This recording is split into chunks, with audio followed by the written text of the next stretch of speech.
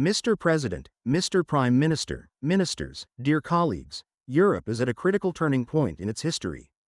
The American shield is slipping, and Ukraine is in danger of being abandoned. Russia has grown stronger, while Washington has become comparable to the court of Nero, an EMP. The arsonist of submissive courtiers is a buffoon below. The vitamins responsible for purging the civil service represent a tragedy for the free world. But above all, it is a tragedy for the United States. Trump's message is clear. There is no point in being her ally, because she will not defend you. It will impose higher customs duties on you than on its enemies and threaten to seize your territories, while supporting the dictatorship that invade you. The king of the deal is showing what the art of the deal is by lying on his stomach, thinking he will intimidate. China, by bowing to Putin, gives the impression that it is probably speeding up preparations for the invasion of Taiwan in the face of such a shipwreck. Never in history has a president of the United States capitulated to the enemy. Never has one supported an aggressor against an ally. He has trampled on the American Constitution, issued numerous illegal decrees and dismissed judges who could have prevented him from doing so. He suddenly dismissed the military general staff, weakened all the countervailing powers and took control of social networks. This is not a deviation. General, this is the beginning of a confiscation of democracy. Let us remember that it only took 1 month, 3 weeks and 2 days. Still to overthrow the Weimar Republic and its constitution, I have confidence in the solidity of American democracy and the country. The protests have already begun, but in 1 month, Trump has done more harm to America than in the 4 years of his predecessor. We were at war with a dictator, and now we are fighting a dictator supported by a traitor. 8 days ago, just as Trump was patting Macron on the back at the White House, the United States voted at the UN with Russia and North Korea against the Europeans, who demanded the departure of Russian troops. 2 days later, in the Oval Office, the military service hid. The military gave war hero Zelensky lessons in morality and strategy before. Teach like a groom, ordering him to submit or figure it out, as every Winehouse would say. Given tests. Some people have harder tests than others, but everyone is tested. Now imagine if we were tested like a mother who has young children and her husband has died. Last night, he took another step towards infamy by stopping the delivery of arms that had been expected. What to do in the face of this betrayal? The answer is simple. Face it and, above all, do not accept defeat. Ukraine's defeat would be Europe's defeat. The Netherlands, Georgia and Moldova are already on the list. Putin's goal is to return to. The results are the surrender of half the continent to Stalin. The countries of the South are waiting for the outcome of the conflict to decide whether they should continue to respect it, to build Europe, or whether they are now free to trample it. What Putin wants is the end of the order established by the United States and its allies decades ago. For 80 years, the first principle has been the prohibition of acquiring territory by force. This principle is at the very source of the UN, where today Americans vote in favor of the aggressor and against the victim, because of their vision. I am beginning to see that my vision coincides with Putin's.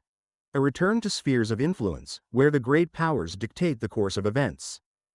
Small countries like Greenland, Panama and Canada are under my influence, while Ukraine, the Baltic countries and Eastern Europe are under yours. As for Taiwan, it belongs to China. At the oligarchs' parties, whether in the Gulf or at Mar-a-Lago, this is called diplomatic realism.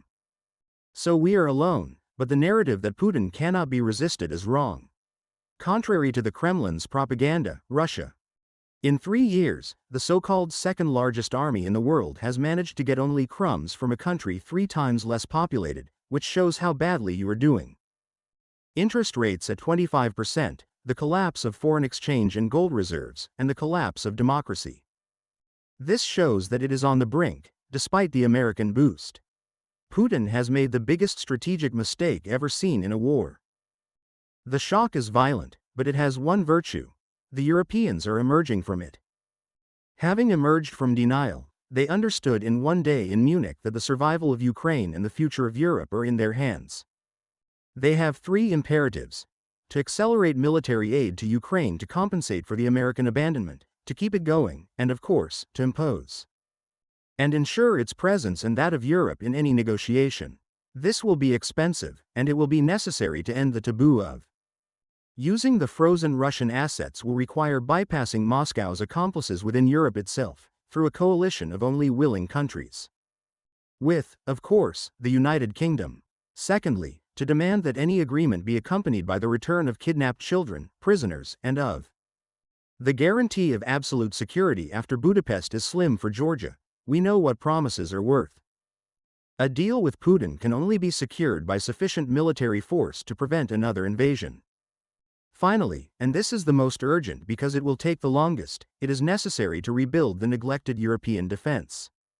For the benefit of Parliament, under the American umbrella since 1945, and scuttled since the fall of the Berlin Wall.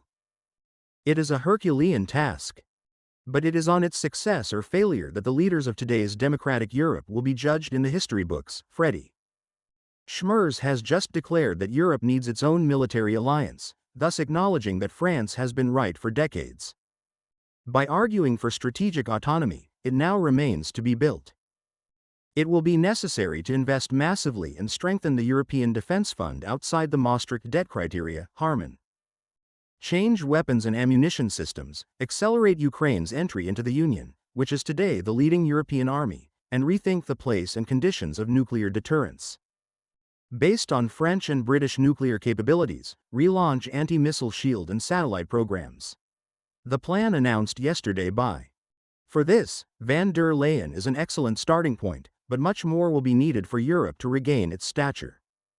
Europe will only become a military power again by becoming an industrial power again. In a word, the Draghi report will have to be implemented.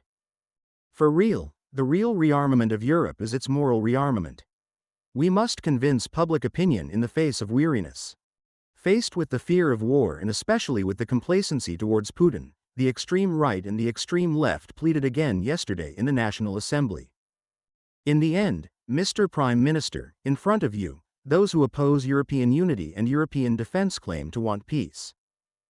What neither they nor Trump say is that their peace amounts to capitulation, the peace of defeat, and the replacement of de Gaulle by Zelensky. By a Ukrainian patent in Putin's pocket, peace for collaborators who have refused any help to the Ukrainians for 3 years. Is this the end of the Atlantic Alliance? The risk is great, especially in recent days.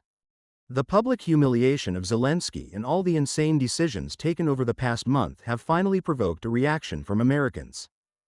Polls are falling, Republican lawmakers are being greeted by hostile crowds in their districts, and even Fox News is becoming critical of Trump. Although they control the executive branch, the Parliament, the Supreme Court and social media, they are no longer in their majesty in American history. The freedom fighters have always won. They are beginning to raise their heads, and the fate of Ukraine will be decided in the coming days. However, they also depend on those in the United States who want to defend democracy, as well as on our resolve here. The ability to unite Europeans, to find the means for their common defense, and to restore to Europe the power that it once had in history, and which it is reluctant to regain. Our parents defeated fascism and communism at great cost. It is now the task of our generation to do the same. And to defeat the totalitarianisms of the 21st century. Long live free Ukraine, long live democratic Europe. وما عندنا نشتري حق ربطة خبز